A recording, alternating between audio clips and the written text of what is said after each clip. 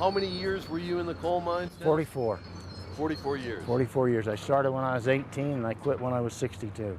After decades laboring in Utah coal mines, Dennis Ardehane helped build a memorial to the hundreds of men killed in mine accidents. This was one accident. You got kids that were 13, 14, young men. Despite those dangers, generations of miners made their living in Utah's coal country, raising families and building towns like Price, which remains heavily dependent on coal. 75 to 80% of our local economy are based upon coal mining and power generation. So it's a huge deal for us. But that livelihood is threatened. There's plenty of coal still in the ground. It's just become harder to sell.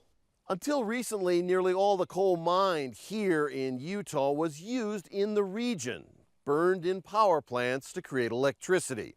But coal-fired power plants are being phased out across the U.S. Utah's coal country looked abroad for its survival. The industry wanted trainloads of Utah coal to go here to the port of Oakland, California, for export to coal-hungry China. But they didn't reckon with the fierce opposition of community activists like Margaret Gordon. One of the first things we did was start organizing, start bringing people in, people start getting the buzz and do something with the agencies first as well as the city around the issue of coal. The 29,000 people living near the port already suffer pollution-related health problems, she says. Wind-blown coal dust would make that worse.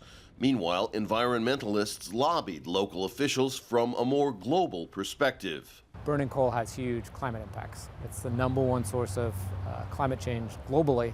U.S. coal reserves, if they were burned and that carbon gets emitted into the atmosphere, we're not going to recognize this planet. The two-pronged strategy worked. Oakland City Council banned coal exports.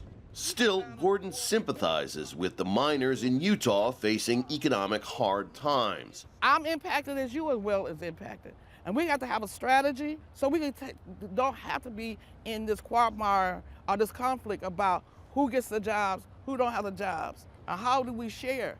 How do we come find an equitable balance? A question that becomes ever more urgent in an era of changing economies and a warming world. Rob Reynolds, Al Jazeera, Price, Utah.